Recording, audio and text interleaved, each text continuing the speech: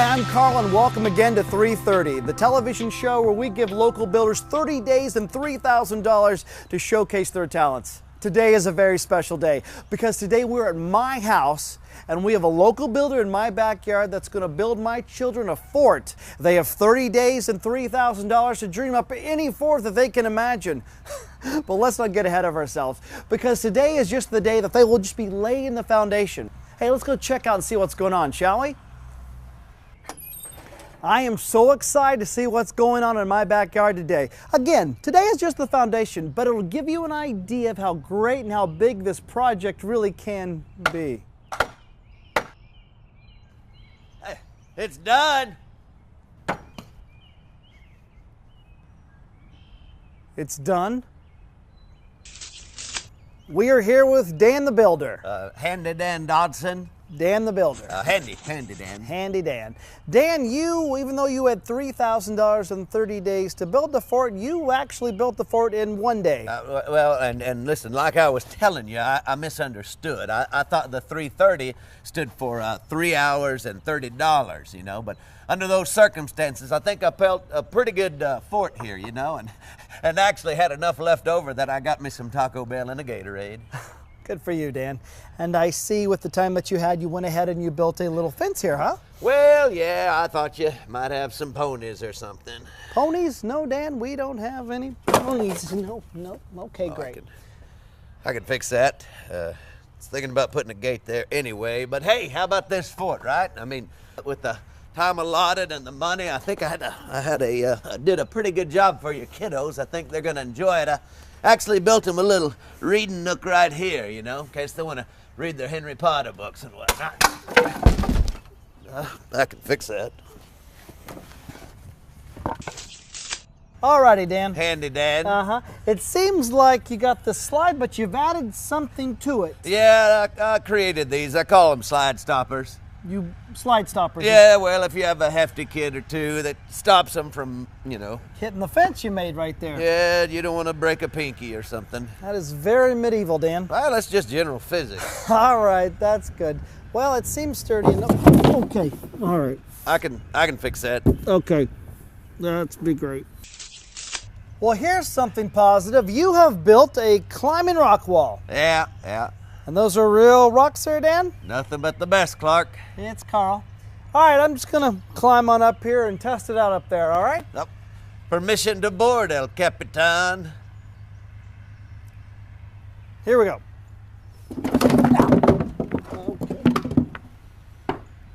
I can fix that. Well, this is a first on 330. Dan the Builder. Dan. Handy Dan is basically... I can fix that. Dan, please, just come down. This is sand. Dan, can you explain this to me? Yeah, that's your foundation, boss man. The foundation is made out of sand! Well, technically, it's a floating slab on sandy lomas. That's why it sways, Dan! No, not that so it can withstand an earthquake. This thing couldn't withstand an earthquake. This thing couldn't withstand a light rain. It couldn't even withhold my fourth grade son! Well, he is kind of husky. You built the fort on sand, Dan! The foundation is everything! Don't keep pushing that, you're gonna break it! Ah!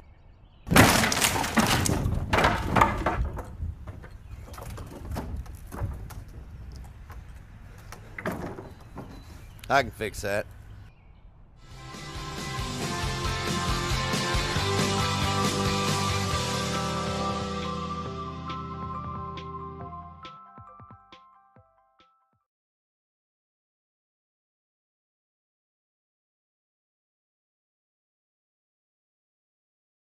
The first book in the Bible is a book you've probably heard of. It's called Genesis. Genesis comes from a Hebrew word. It's pronounced reshit, and it just means beginning. Now, there's a lot of stories from the book of Genesis, and it's easy just to pull out a specific story and try to tell you what it might mean. But we think the best way to understand this book is to look at the book as a whole and show you how the whole thing is designed. The book is designed to fall into two main parts. You have chapters 1 through 11, which is telling the story of God and the whole world.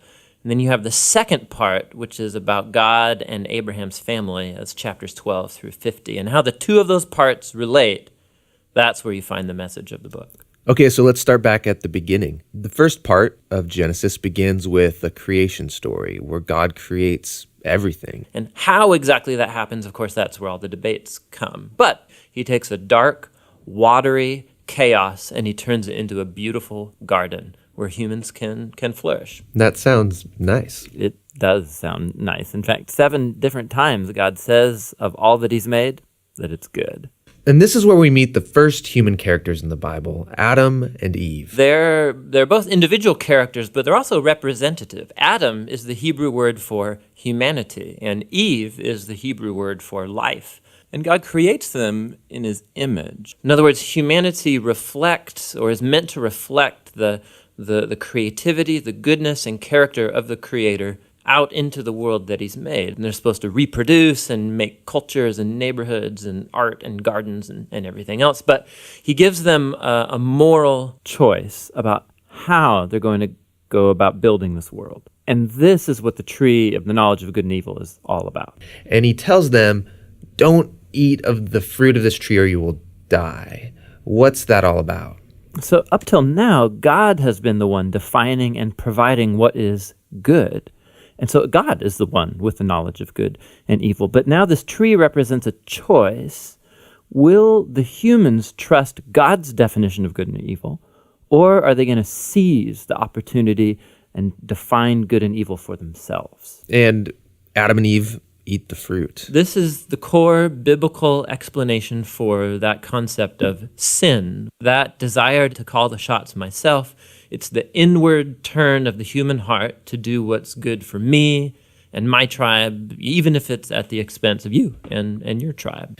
And the problem is humans are horrible at defining good and evil without God. And so now that humanity's made this choice, things get really bad. So Genesis 3 through 11 is like tracing this downward spiral of all humanity. So Adam and Eve, they can't trust each other anymore. And so there's a little story about how they were naked and felt fine about it beforehand, but now they feel shameful because all of a sudden Adam's definition of good and evil might be different than Eve's, and so they hide from each other. Then there's another story of temptation. Cain is jealous of his brother Abel, and he gives in and kills him. There's a story right after Cain about a guy named Lamech, and all we know about Lamech is that he accumulates wives like property, and he sings songs about how he's a more violent, vengeful person than Cain ever was, and he's proud of it. Things get so bad with the human race that we see God decide to just wipe us out. Yeah, we typically think of the flood story is about God being angry, but it actually begins with God's sadness and grief about the state of his world. And so out of his passion to preserve the goodness of his world, he washes it clean with the flood. But there's a glimmer of hope. He chooses Noah and his whole family, and he saves them on this boat. Yeah, don't forget about the animals. Right, and the animals. So Noah and his family are going to reboot all of humanity. I mean, he must be a pretty great guy. But this is the story most people don't know because it's kind of weird, is that Noah gets off the boat and he plants a vineyard and he gets totally plastered. And then something sketchy happens in his tent with his son. It's a tragic story. So from here, humanity grows again, but things are as bad as before. And the last story is the famous story of the Tower of Babel. And in this story, you have all of the nations uniting together to use this new technology they have, the brick. And they want to make a name for themselves and build this big city with a huge tower that will reach up to the gods. But God knows that this city will be a nightmare. And so in his mercy, he scatters them. And all of these stories, they're underlining the same basic idea. When humans seize autonomy from God, when they define good and evil for themselves, it results in a world of tragedy and death. And this leaves you wondering, is there any hope for humanity? Yes, yeah, there is. It's the very next story that answers that question. It's the beginning of God's mission to rescue and restore his world. We're walking through the book of Genesis, which is made up of these two main parts. And the first part begins in the garden, where we watch humanity spiral downward in self-destruction, and it ends in the Tower of Babel, where a rebellious humanity is scattered by God. Then the second part of Genesis zooms in and focuses on just one family. And right in the middle is this story that links the two parts of Genesis together and helps us understand what the whole book is all about. So how do we get from the Tower of Babel to the story here in the middle? Well, after the scattering at Babel, there's this genealogy, and it follows one of the tribes all the way down to this one guy named Abram. You probably know him as Abraham. And God starts making all these promises to Abraham, like he's going to bless him and give him a ton of kids. And he says that through him and his family, all the nations of the earth are now going to find God's blessing. So basically, God is trying to restore humanity back to the goodness of the garden and to his original intentions for the world. So it's like his rescue plan for humanity. And that's why the whole second half of Genesis is about this one family. And so you have Abraham, and then he has his son Isaac, who has Jacob, and then Jacob has 12 sons. And each generation, God renews his promise to bless them and all nations through them. So because of this promise to use this family to rescue the world, it's pretty easy to read these stories as examples of how to be a good person. But actually, for the most part, this family is totally dysfunctional. So for example, let's go back to Abraham. This whole story is about God giving him and his wife Sarah a family, but two different times. He basically gives Sarah away to other men by denying that she's even his wife. And then Sarah gets impatient about having a son, and so she makes Abraham sleep with her servant girl, which then causes all of these other problems in the family. So they get really old, and you begin to think that there's no way they're going to have a kid of their own. But then, miraculously, they do. It's Isaac. And Isaac, he has two sons, Esau and Jacob, and it seems like things are going pretty good. But Jacob, the younger brother, wants the family's inheritance, which belongs to Esau, the older brother. So he devises a plan where he's going to steal it from his father, Isaac, who at this point in the story is now old and blind. Which, who does that? Horrible, stealing from your blind father. Yeah, and then he just takes off. So Jacob goes on from there to have 12 sons, big family. But Jacob loves his 11th son, Joseph, way more than all the others. And so he gives him the special Technicolor dream coat. And his brothers, because of this, come to hate him. So much so that they plan on killing him. But they don't. They instead just sell him as a slave down in Egypt. Now, while in Egypt, through this crazy series of events, Joseph goes from being in a prison cell to becoming the second in command there. And so later on, the whole Middle East falls into this food shortage. And Joseph's brothers, they come down to Egypt looking for food. And then when they get there, who should they find as the ruler of the whole land? It's Joseph, that guy they sold into slavery. But he actually saves them from starving to death. And so here you have it. These are the great-grandchildren of Abraham who have done this heinous act to their brother.